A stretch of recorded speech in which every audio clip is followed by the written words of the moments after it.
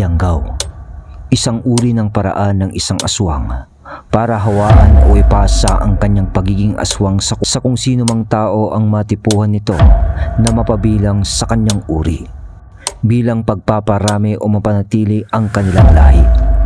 Maraming paraan para maisakatuparan nila ang bagay na ito sa kanilang biktima.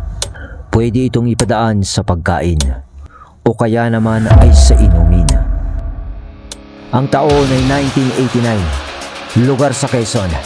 Mga kabagis, umpisaan ng paganahin ang ating mga imahinasyon sa paki ng subscribe button.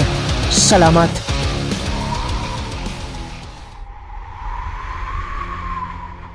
Buwan noon ng Mayo, kapiestahan noon sa isang lugar sa Quezon.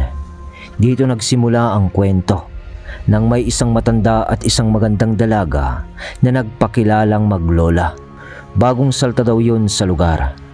At sa kinabibilangan nilang barangay na bago nilang tirahan ay hindi pa kilala ang mga ito dahil nga sa bago lang sila.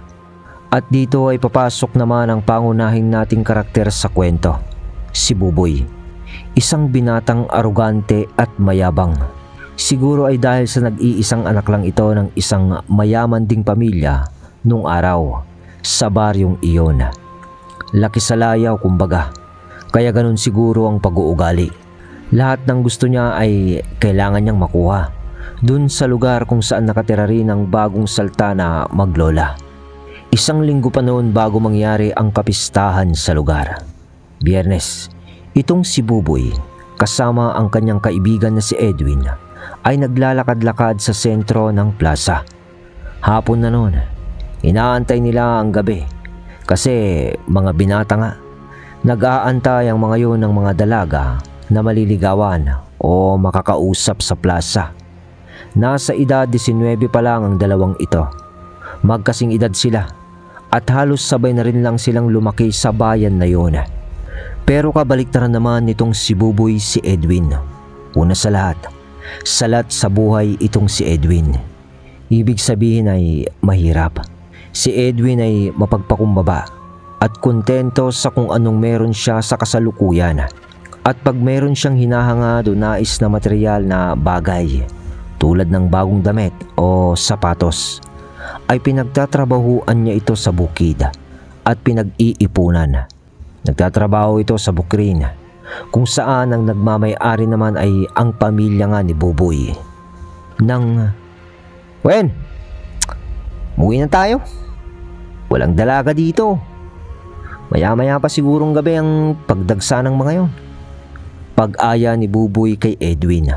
Dahil nga bugnutin itong si Buboy, hindi marunong mag-antay. Kaya nabagot na ito agad sa pagtatambay nila ni Edwin sa plaza. Sige. Balik na lang siguro tayo mamaya, no? Tugon naman ni Edwin. Nang habang naglalakad na ang dalawa papauwi, malapit lang kasi sa baryo nila ang plaza. Nang biglang nagulat itong si Edwin kasi muntikan na siyang tamaan sa ulo ng bunga ng santol na lalaglag dahil sa sobrang kahinugan na nito. Napatingala nun si Edwin at Buboy. Anak ng... muntik ka na, Wen! Tawa pa nun ni Buboy at ni Edwin. Oo nga eh. Tugon naman ni Edwin. Sabay na palinga ito sa bahay sa tapat ng punong santol na yun. Luma na ang bahay na yun. At alam ng dalawa na walang naninirahan doon. Alam niyo yung tipo ng bahay na dalawang palapag noon? Na sa kahoy lang gawa. Yung tipong usong-uso ng mga panahon ng Kastila. Ganon. Pero sa mga panahon na to ng kwento, luma na ang bahay na ito. Pero kung titignan mo mula sa labas sa kalsada, sa kinatatayuan ng magkaibigan, ay buo pa naman yun. Ngunit sa palibot noon, ay puro matataas na damo na at may mga halo pang talahib na rin. Gawa ng matagal nang walang umaasikaso dito. Nag-aagaw na noon ang dilim at liwanag. Nang biglang sa pagtataka ng dalawang magkaibigan, parang may nagsindi ng gasera sa loob ng bahay na yun, sa taas. Kaya pansin nila. Boy, may nakatira na ba dyan? Tanong ni Edwin. Abay malay ko. Parehas lang naman tayong lumaki dito. Alam naman nating wala nang nakatira dyan mula noon, di ba? Baka may bagong lipat lang. Tugon ni Buboy. Ganun ba? Tara na. Baka inaantay na ako ni tatay. Sagot naman ni Edwin. Pero nang habang nag-uusap ang dalawa, biglang bumukas ang bintana ng lumang bahay sa taas na nakaharap sa kalsada at sunod noon ang pagdungaw ng isang napakagandang babae. Tumingin sa dalawa ito dahil nga nakatingin din ang mga yun sa kanya. Wen, walang giya. Antay tayo ng antay sa plaza ng dalaga. Nandito lang pala sa baryo natin eh. Ganda, Wen. Pahiwatig agad ng paghanga ni Buboy sa ganda ng babae. Ilang segundo naman nilang tinitigan yon, yung babae. Ngumiti naman yon ng bahagya. Pagkatapos nun, napalingon yung babae sa loob ng bahay na para bang may kumakausap sa kanya.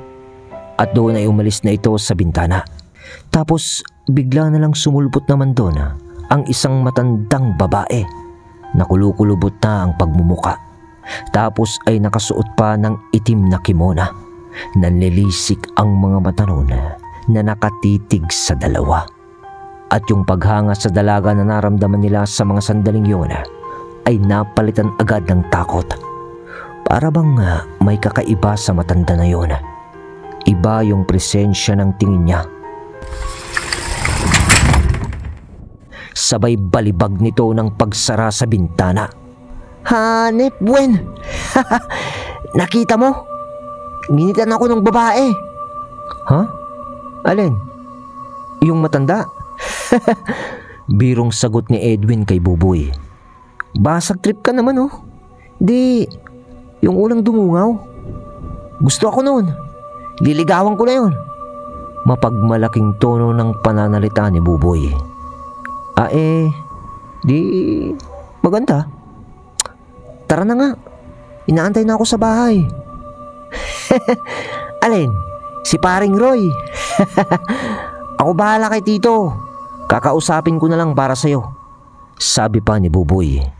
Yung Roy na sinasabi niya ay ang ama ni Edwin. Madilim na nung nakauwi ang dalawa sa kani-kanilang bahay. Magkalapit lang naman kasi ang bahay ng mga ito. Lumipas ang gabing yon na hindi na lumabas ang dalawa. Dahil nga pumupunta lang naman ang dalawa sa plaza o sa pistahan upang maghanap ng madidiskarte ang babae o maliligawan. At ang pasimuno lang naman ay si Buboy. Ngunit ngayong nakakita na itong si Buboy ng maliligawan sa kanilang baryo pa, ay hindi na nito kinulit pa si Edwin ng gabing iyon. Pero kinaumagahan, maagang nagpunta noon si Buboy sa bahay nila Edwin. Kumakain na nga ng agahan noon ang pamilya ni Edwin. Wen! Wen! Oh, Boy! Aga mo ah.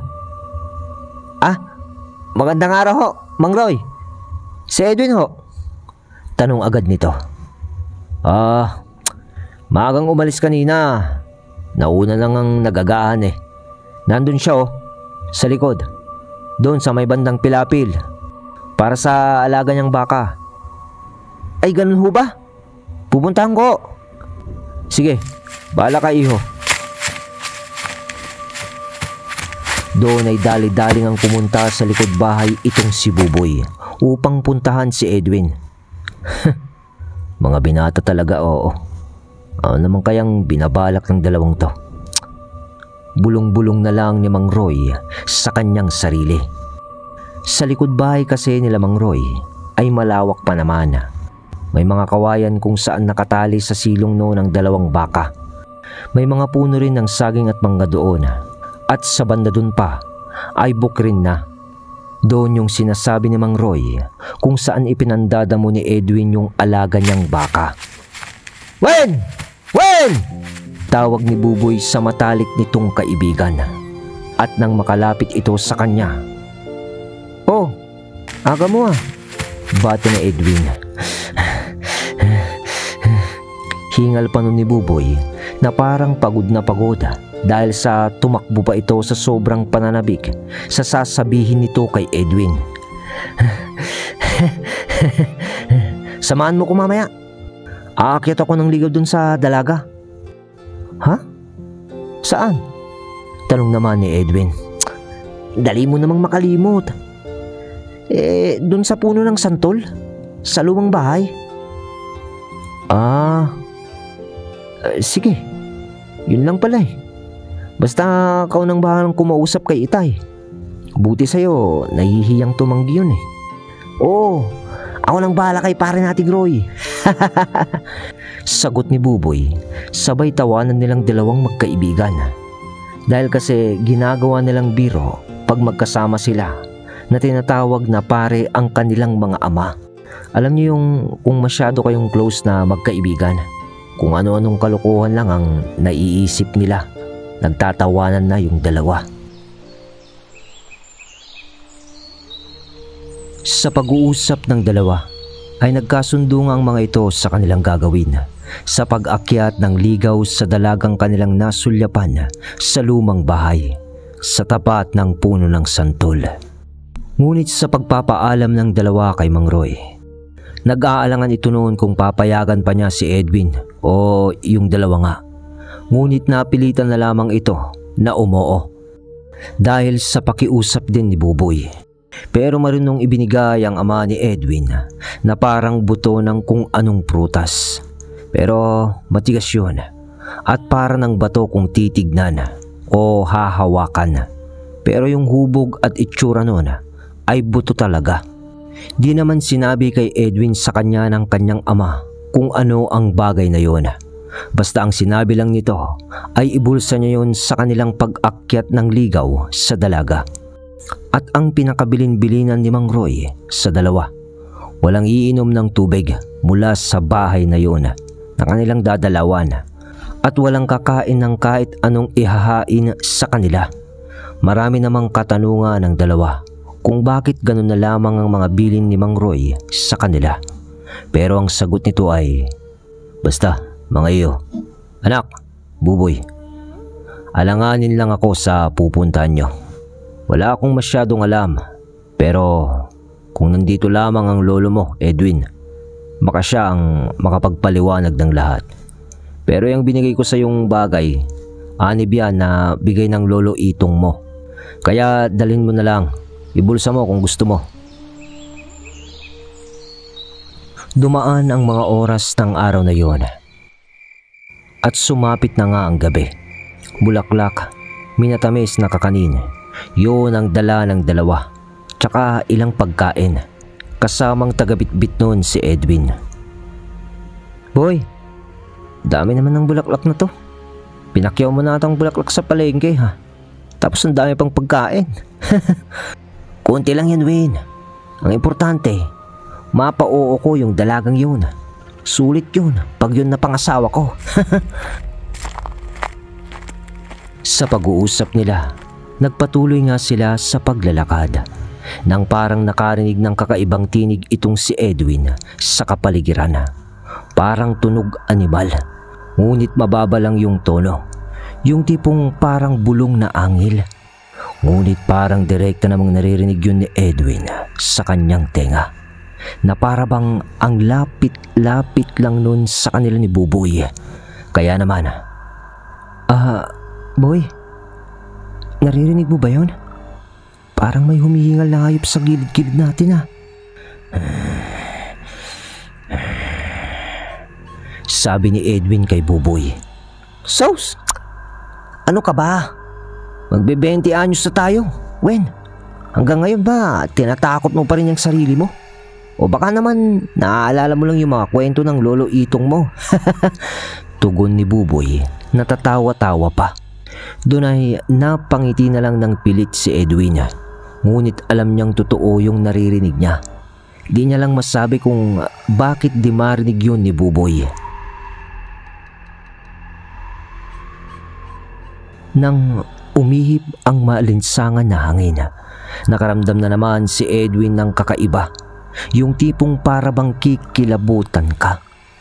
Hanggang sa tunog ng kulog, sabay kidyap ng liwanag ng kidlat.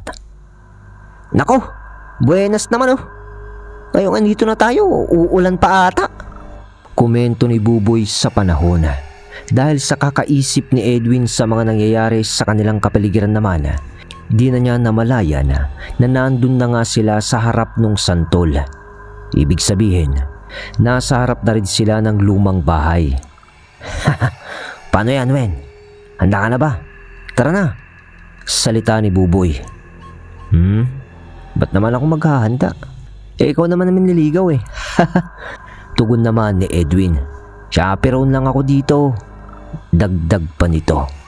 Hanggang sa... Tao po! Tao po! Tao po! Katok ni Buboy at pagtawag, sabay samid-samid pa na parang pinapaganda pa ang boses. Pero minuto ang lumipas, wala namang sumasagot.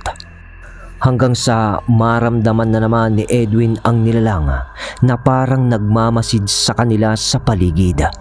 At doon ay nakakaamoy na rin siya ng masangsang na amoy. Di niya maintindihan kung ano yun. Pero parang pinaghalong lansa at nabubulok na karne. Alam mo yung parang patay na daga? Ganon. Pasintabi sa mga kumakain, mga kabagis ha.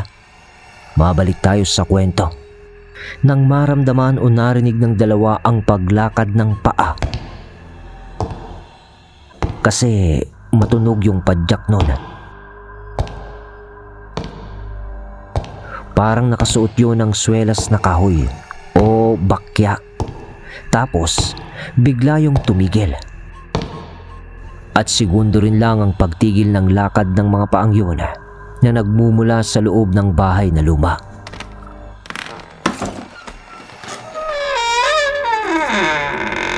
Bumukas ang pinto ng marahan. Ngunit laking pagtataka ng dalawa dahil wala naman palang tao sa kabila ng pinto na yon. Hanggang sa... Bakit? Anong kailangan nyo mga binata? Salita ng isang boses na may bit-bit na isang lampara na isang matanda. At yun na rin yung matandang nakita nila nung nakarang araw. Pero mga ilang metro ang pagitan nito mula sa pinto ang nagbukas. Dali-dali naman ay... magandang gabi ho, Lola. Apo niyo ho ba yung dalaga na nakita namin kahapon? Napadungaw kasi siya nung kahapon at nakita namin siya. Kaya naisipan po namin na umakyat ho ng ligaw sa apo niyo po. O anak niyo ho ba? Paliwanag ni Buboy na may kasama pang tanong. Samantalang si Edwin naman ay nakatingin lang sa matanda habang parang nakakaramdam ng kakaiba dito. Ngunit di naman tinugon ng matanda si Buboy. Bagkus ay... Hulimeya! Hulimeya! May dadalaw daw sa'yo! Lumabas ka dyan! Salita ng matanda na parang galit. Hoy! Mga binata! Ano bang ginagawa nyo? Pumasok na kayo at uulan na. Salita niya sa dalawa ng galit pero nag-iimbita naman na pumasok. Pumasok ang dalawa sa lumang bahay noon na hindi na nakaimik. Pero nang magmamanos sana ang dalawa sa matanda bilang tanda ng paggalang dito. Ano kayo? Anong ginagawa nyo? Umupo na kayo doon! Salita ng matanda na parang binubugaw sila na parang aso. Ngunit natigilan ng dalawa nung... Lola? Salita ng isang boses mula sa hagdan ng lumang bahay. At yun nga yung dalaga na kanilang nakita sa paglaglag ng bunga ng santol. Sige na ho, Lola. Magpahinga na ho kayo. Ako na po ang mambibisita sa ating mga panauhin. Salita ni Ulimaya ayon nga sa pagtawag ng kanyang lola na tinawag niya ring Lola. At doon na nga ay nag-umpisa nang nanligaw si Buboy sa dalagang si Ulimaya. Pero nang gabing yun,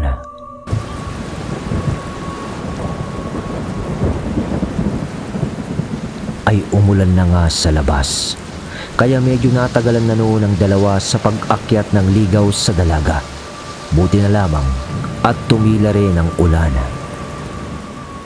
Wala namang espesyal na kaganapan o kakaibang nangyari ng gabing iyon sa lumang bahay sa may santol.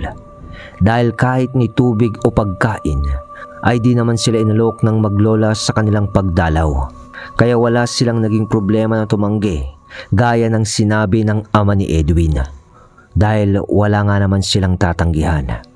Ngunit sa pagtila nga ng ulan sa pag-uwi ng dalawa,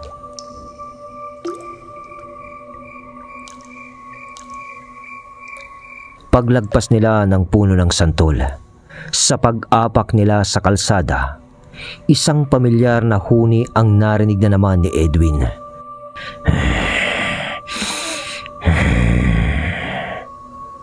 Boy, hindi mo talaga naririnig yung parang angil ng hayop na yon? Medyo pabulong na salita ni Edwin. Yan ka na naman eh. Tara na, umuwi tayo. Bukas ulit, babalik tayo ng gabi dito. Tugon ni Buboy na masigla pa ang boses. At parang ipinagsasawalang bahala lang ang mga sinasabi ni Edwin. Kaya't naglakad na nga sila. Ngunit hindi pa man nila nakakalahati ang paglakad nila sa daan papauwi. Hoy, mga bubwit, mga binata kuno, anong ginagawa nyo sa bahay nila Ulimea? Salita ng isang garalgal na boses na nagmumula sa karimlan ng dilim hanggang sa maaninag nila yon.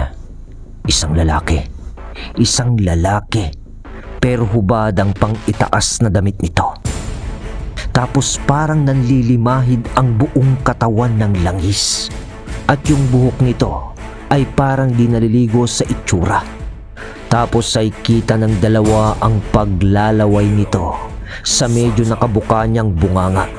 Dahil sa mga nakausli nitong mga pangil papaharap ng kanyang bibig.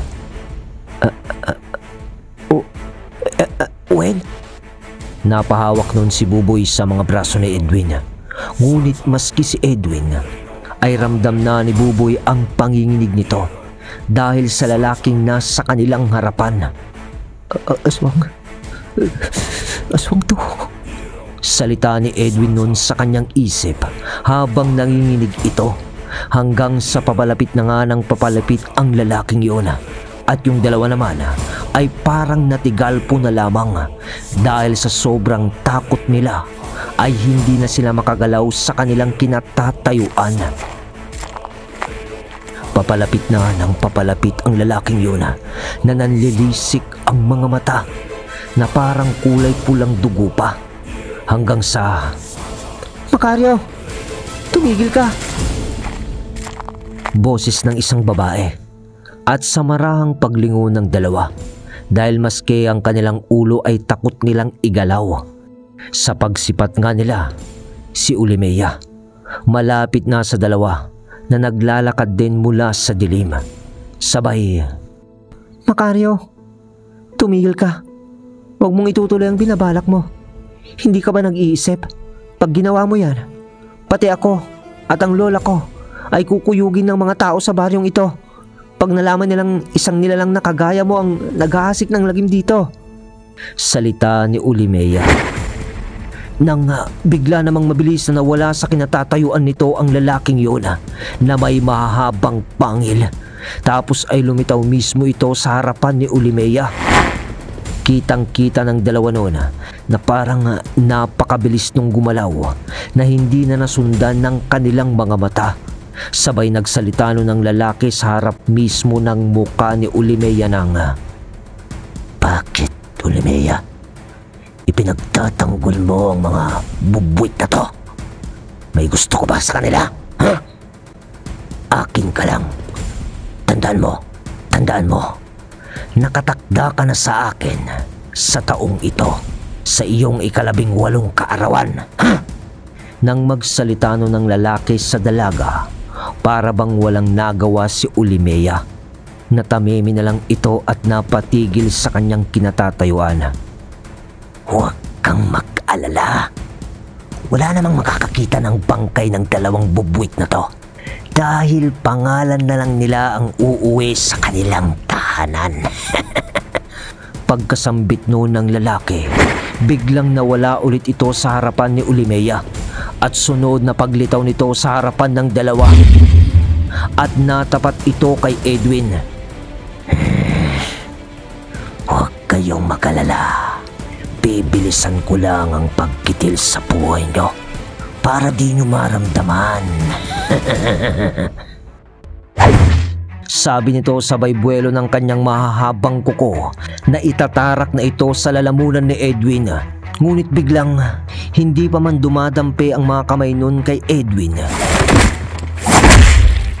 Biglang bumaliktad ang lalaking yun na para bang may sumapak dito ng napakalakas. Napanganga na lang ang dalawa sa naganap at bumangon naman agad yung lalaki na isang aswang. Sino ka? Bakit ka nandito? Sinong ginagabayan mo? Salita nito na parang may kinakagalitan dahil parang sa tabi lang ni Edwin ang kinakausap nito. Ngunit wala namang nakikita sina Edwin doon na kasama nilang iba maliban na lamang kay Ulimea na medyo malapit lang naman sa kanila na para bang natigal po rin sa lalaking yon. Hanggang sa sumugod na naman ang lalaki at akmang dadambain nito ang liig ni Edwin. Ngunit bago dumampi ang mga palad nun kay Edwin, Mucha! Mucha! May dala kayo, Mucha! sigaw nun habang parang nabuhusan ng asido ang mga kamay nito. Dahil kitang-kita nung dalawang magkaibigan na parang nasusunog ang balat nito sa palad, pati sa braso na. May tama na isa sa inyo! Salita nun ng pasigaw. Hanggang sa tumakbo na yun papalayo at nawala na lang ito sa dilim.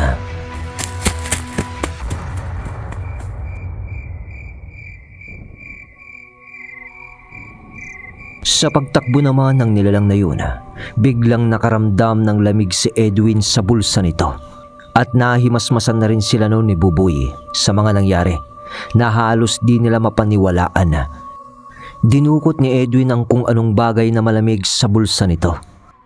At nang mailabas niya yun at makita niya yung figurang buto na binigay sa kanya ng kanyang ama. Nagbabaga ang kulay nito, ngunit malamig naman sa pakiramdam ni Edwin yun.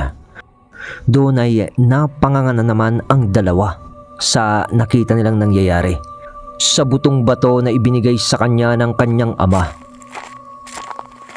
Maya-maya ay lumapit na sa kanila si Ulimea na noon ay nahimasmasan na rin sa tigalpong ipinataw sa kanya ng tinawag niyang lalaki na si Macario. Mutya, isa yang malakas na mutya.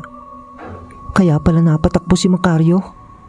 Komento agad ni Ulimea nung makalapit ito sa kanila. Ulimea? Alam mo ang bagay na to? Tsaka, ba't ka pala nandito? Sinundan mo ba kami? Tanong agad ni Buboy. Ngunit, Ulimea, talaga bang ipapahamak mo ang sarili mo dahil sa mga binatang yan? Tara na! Umuwi na tayo! Boses nung matanda. At doon ay di na nasagot ni Ulimea ang tanong ni Buboy. Napayuko na lang ito at napasunod sa pagtawag sa kanya ng kanyang lola. Magsasalita pa sana noon si Buboy, ngunit bigla lang siyang kinalabit ni Edwin. Sabay ng pagtingin nito ay ngiwi na pagpapahiwatig na wag na o wag na muna. At doon na nga ay hinayaan nilang umuwi na si Ulimea kasama ang kanyang lola. Takot at gulo sa kanilang isipan noon ang namutawi sa kanilang pag-uwi. Dahil nga sa mga naganap, di masyadong nag-uusap noon ang dalawa dahil nga sa nag-aapura na sila noong makauwi. Dala ang mga katanungan sa kanilang kaisipan na walang kasagutan pa. Sinabi na lang noon ni Edwin kay Buboy na pansamantala ay ipagpapaliban muna nila ang pagdalaw-dalaw muli sa dalagang si Ulimea dahil nga sa mga naganap. At sinabi na lang nito kay Buboy na itatanong niya sa kanyang ama ang mga bagay na nangyari ng gabing iyon. Nang makapaghiwalay na ang dalawa ng gabing iyon at nasa bahay na si Edwin. Mga aswang sila anak. Hindi ako nagkamali sa hinala ko. Buti na lang naibigay ko sa iyo ang mutsyada yan. Tugon ni Mang Roy sa mga tanong ni Edwin. Anong... Salita ni Edwin ng pagkagulat sa mga sinabi ng kanyang ama na di naman natuloy dahil sa... Alam mo Edwin, anak, maraming bagay sa mundong ito ang hindi natin naiintindihan. Maski ang nilalang na nakainkwentro nyo. Mabuti na lang at dala mo yung anib. Itigil nyo na nga ang kahibangan na ginagawa nyo ni Buboy bago pa kayo mapahamak. Wala pa naman dito ang lolo Itong mo para sa mga bagay na ganyan. Mas pinili kasing maniraan sa bundok eh. Matulog ka na. At huwag na kayong babalik dun ni Buboy, ha? Maraming dalaga sa baryo. Makakahanap din kayo ng maliligawan nyo. Huling bilin ng kanyang ama ng gabi ding iyon. Ngunit sa paghiga ni Edwin sa kanyang silid, di siya nun makatulog at iniisip ang mga nangyari. Pero di alam ni Edwin kung bakit di na rin mawaglit sa kanyang isipan ang pangalan at mukha nung dalaga. Balisa ito dahil di niya alam kung ano ang nararamdaman niya hanggang sa napaisip siya at napabulong sa kanyang sarili na hindi kaya gusto ko na rin ng babaeng yun. Kausap niya sa kanyang sarili pero di na niya namalayan sa kanyang panay na pag-iisip sa dalaga ay umaga na pala. Umaga na? Hindi pwede. Hindi pwede to. Kay Buboy na lang siya. Ayaw kong makaaway ang kaibigan ko dahil lang sa babae. Sambit ni Edwin sa kanyang sarili, sabay tingala nito sa kanilang bubungan. Lumipas pa noon ang 1 linggo at hindi na nga pumunta ang dalawa noon. Sinunod kasi ni Edwin ang bilin ng kanyang ama na wag na nilang ituloy ang kanilang ginagawa ni Buboy. Mapilit pa rin noon si Buboy. Ngunit panay naman ang tanggi ni Edwin. Ngunit ng 1 linggo, inutusan noon ni Mang Roy si Edwin na mamalengke. Dahil nga sa abala naman noon ang kanilang nanay sa paglalaba at pag-aalaga pa ng 2 pa niyang maliliit na kapatid, 2 lalaki rin. Nang papauwi na sana noon si Edwin, naglalakad lang siya. Biglang napatigil ito sa malapit sa plaza.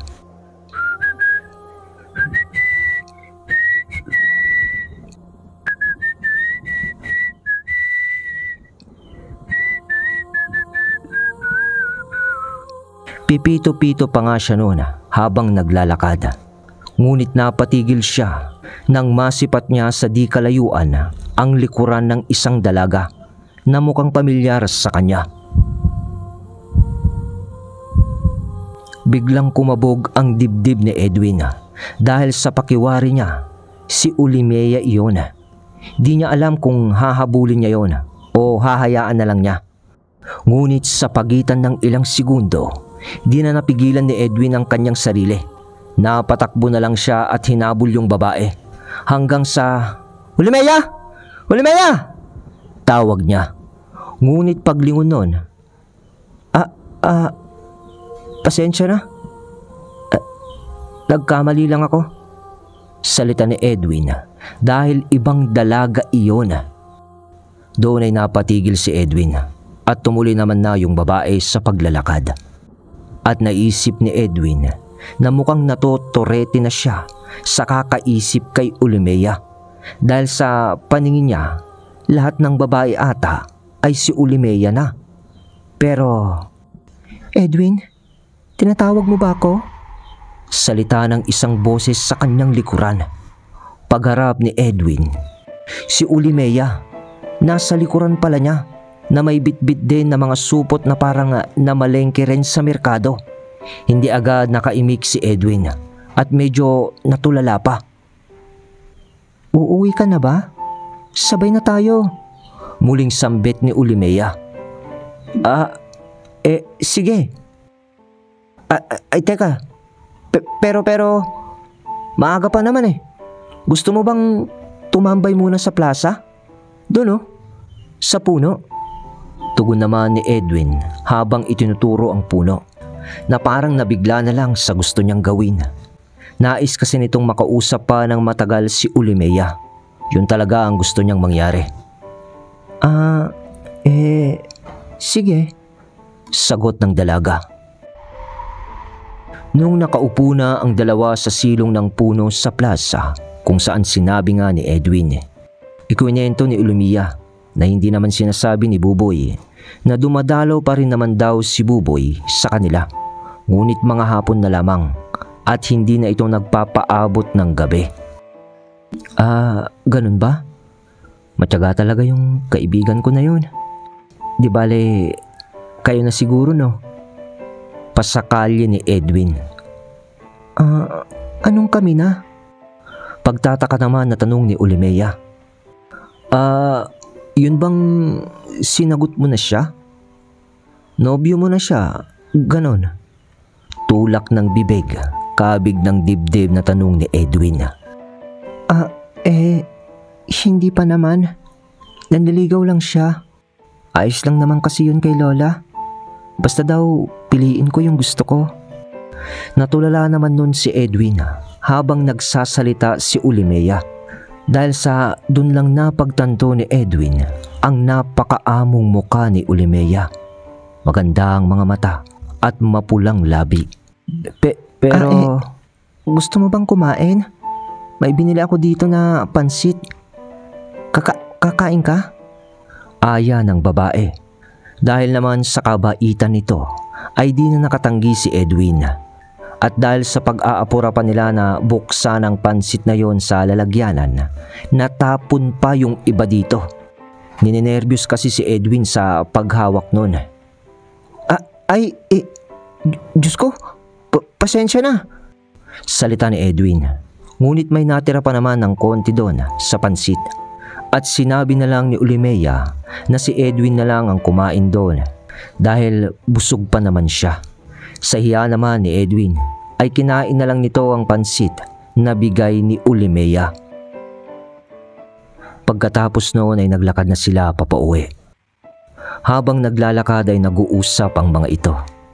At ang laging tanong noon ni Ulimea kay Edwin, Edwin, bakit di ka na sumasama kay Buboy pag pumapasyal sa bahay? Siya naman kasi ang nanliligaw sa'yo eh. Kaya siya na lang. Palusot ni Edwin. Ay, ganun ba? Maiksing sagot ni Ulimea. Bakit nga ba di mo pa sinasagot yung kaibigan ko? Tanong ulit ni Buboy. Di mapakaling pag-uwi ka ni Ulimea. Edwin, may sasabihin sana ako. Pero, wag mo na sanang sasabihin kay Buboy ha. Sige. May iba kasi akong gusto eh. Hindi si Buboy. Namumulang pisngi ng dalaga habang sinasabi niya yun kay Edwin na medyo nakayuko na. Ha? Sino naman? Ha? Ikaw? Ikaw ang gusto ko, Edwin. Dinatuloy na tugon ni Edwin dahil sa pasubalit na mga salita ni Ulimea. Nang sasagot pa sana si Edwin, paglaglag ng bunga ng santol sa harapan nila ni Ulimea. Ibig sabihin, nasa tapat na sila ng bahay nila Ulimea.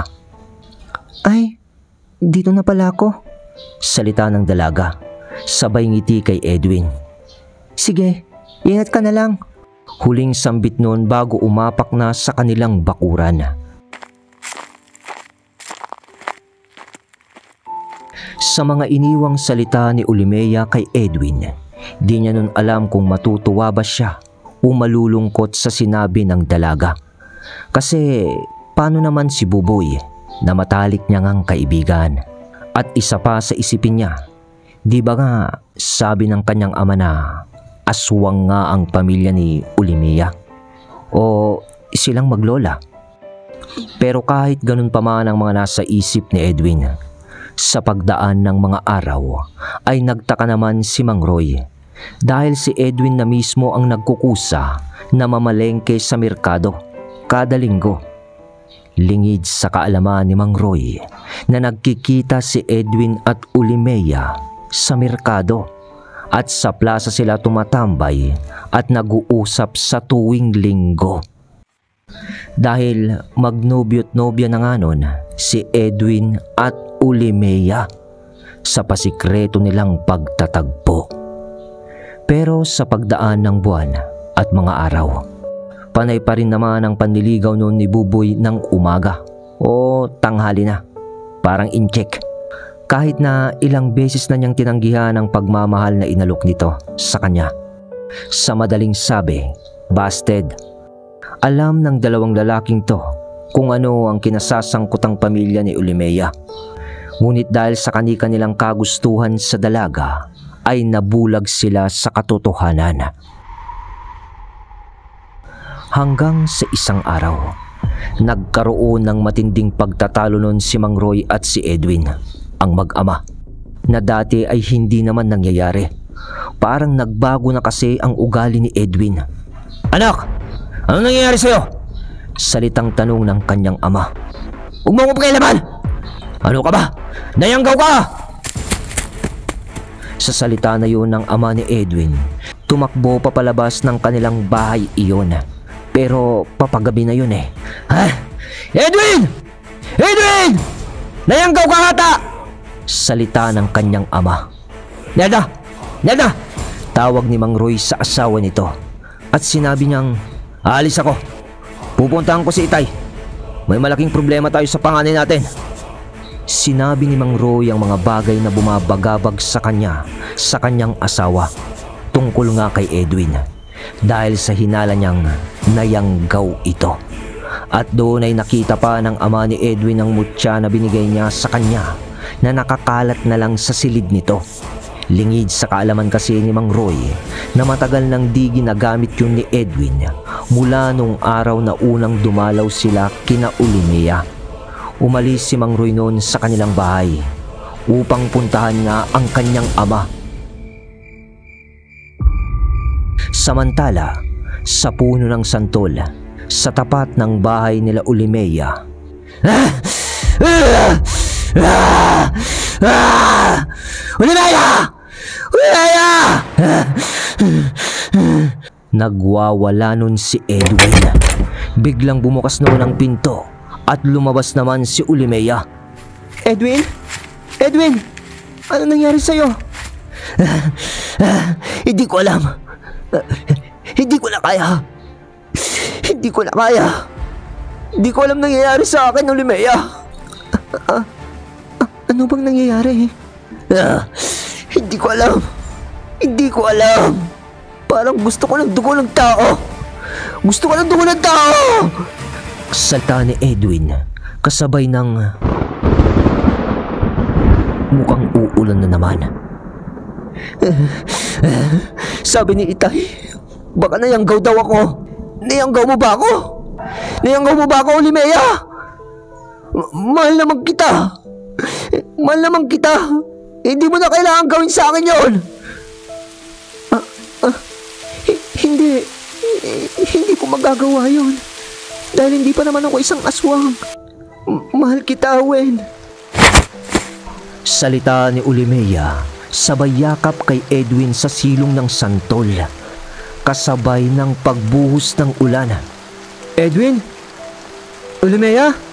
Isang boses naman na pamilyar ang narinig nila mula sa kalsada habang yakap-yakap ng mahigpit ni Ulimea si Edwin.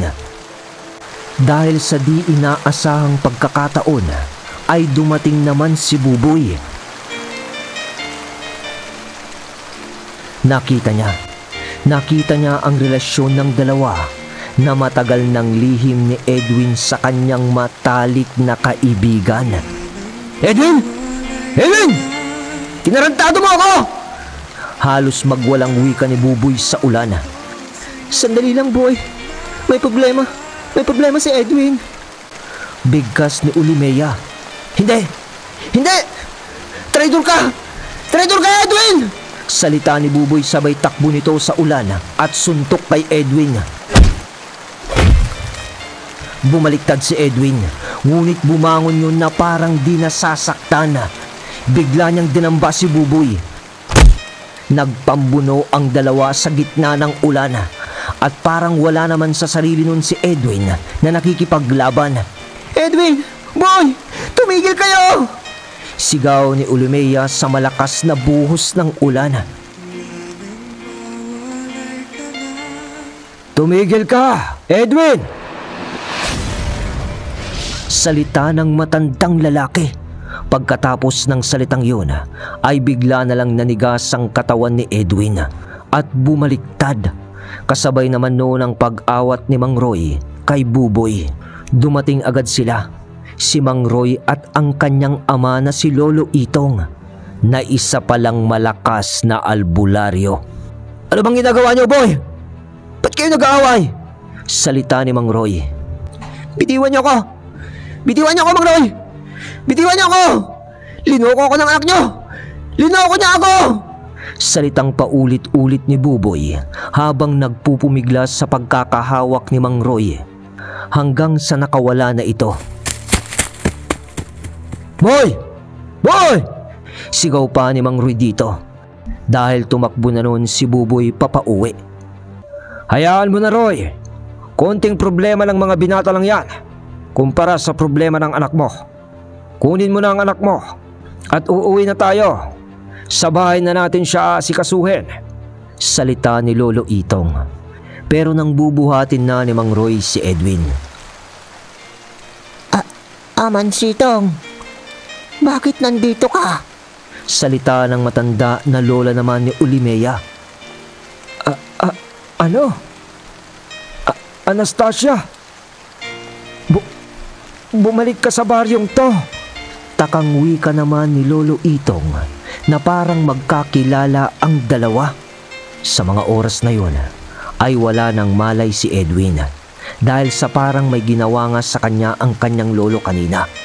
At sa pagtititigan ng dalawang matanda, para bang bumalik ang kahapon sa kanilang mga alaala nung sila ay mga binata't dalaga pa. At ito ang kanilang nakaraan para maliwanagan tayo sa kung anong klaseng relasyon ang meron ang dalawang matanda, kung bakit sila magkakilala.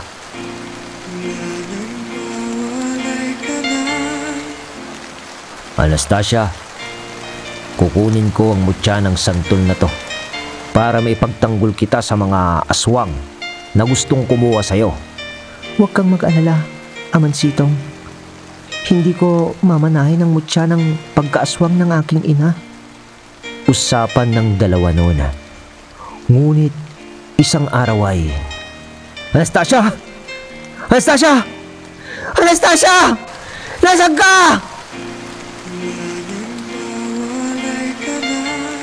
nawala na lang noon si Anastasia sa kanilang baryo.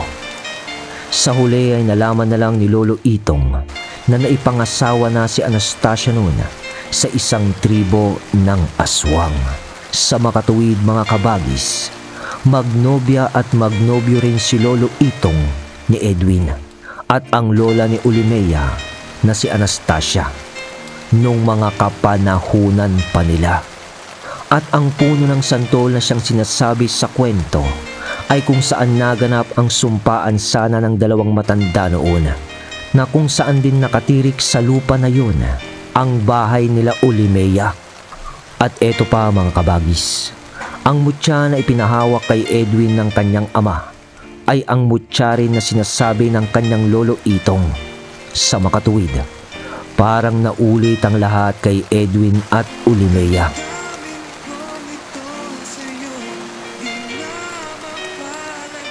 Balik na tayo sa kasalukuyan. Pagtadhana nga naman ang nagbiro, Anastasia. Ikaw ba ang nangyanggaw sa apo ko? Tanong ni Lolo Itong. Hindi ako. Hindi ko magagawa yon. Alam mo yon, Amansitong. Kung ganon, sila ba? Yung mga nakamasid ngayon dito? Salita ni Lolo Itong dahil alam niya palang may nakamasid sa kanila sa lugar. Sa pagtil naman ng ulan ay dalawang kalalakihan ang lumabas sa dilim na siya palang tinutukoy ni Lolo Itong.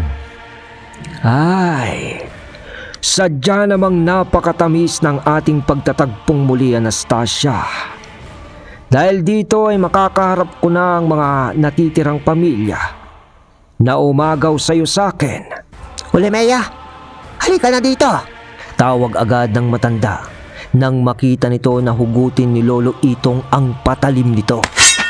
At nang makita naman ni Ulimea ang dalawang lalaking yon, si Macario yung isa.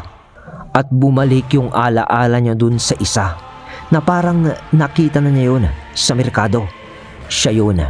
Naalala niya yung nakabunggo niya sa palengke. At naalala niyang may bitbit din yun na pansit na di niya alam na nung nagkabunggo sila ay ipinalit yun sa nabili niya. Nakaparehas nung pansit na bitbit nito. At yun yung nakain ni Edwin na para pala sana kay Ulimea. Palpak lang ang nangyari, Ulimea. Pero ngayong gabi, kukunin na kita. Sayang, kung ikaw na lang sana ang kumain ng pansit. At hindi ang bubwit na yan. Sabi ko na nga ba, kayo nga ang yumanggaw sa apo ko. Kahit kailan, mga salot talaga kayo. Salita ni Lolo Itong. Sabay bato nito ng tigalpo sa isa. At pagbaliktad naman nung isa pa, parang may kakampino ng matanda na hindi nila nakikita. At sa pagkumpas ng kamay ni Lolo Itong, bigla na lang parang may humatak sa paa ng dalawa hanggang sa nadiklap ang katawan ng mga yun sa puno ng santol sa magkabilaan nito. Ano ginawa mo, tanda? Ano ginawa mo?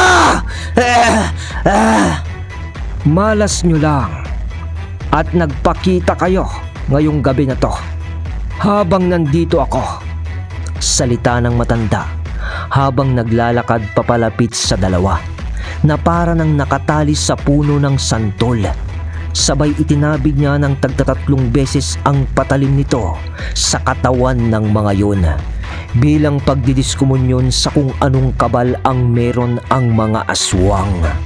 Humiyaw yung dalawang aswang noon kasabay ng pag-uusal na ni Lolo Itong at bigla na lang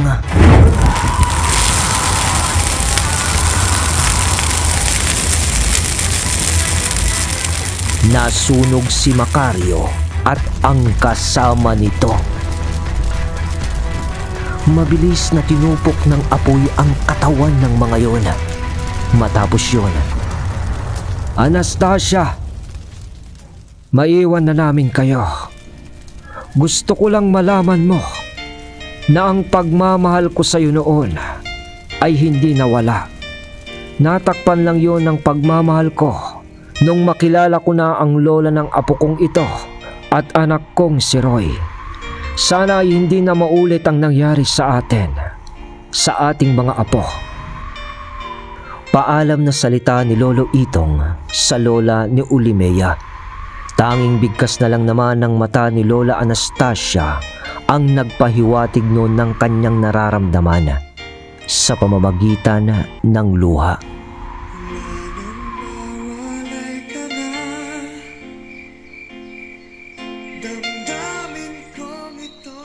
Sa huli, natanggal ni Lolo Itong ang yanggaw sa katawan ni Edwin.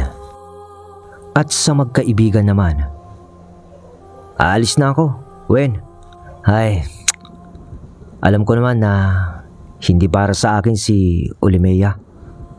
Talaga sigurong kayo ang itinadhana sa isa't isa. Biruin mo naman, nobyo pala ng lolo mo, ang lola niya. Nakakatuwang isipin. Oo nga, Buboy. Tugon naman ni Edwin. Sabay, paalam, boy. Paalam na, Gwen. Sabay nagyakap ang dalawa. Nagpaalam na kasi noon si Buboy na matalik nitong kaibigan. Dahil nga sa lilipat na pala sila noon ng Maynila. Dahil sa mga negosyo rin ng mga magulang ni Buboy doon. Samantalang sa iniwan ni Buboy na kaibigan niya, nagkatuluyan nga si Edwin at Ulimea. Namatay ang lola ni Ulimea noon na hindi na rin ipinamana ang mutya nito kay Ulimea.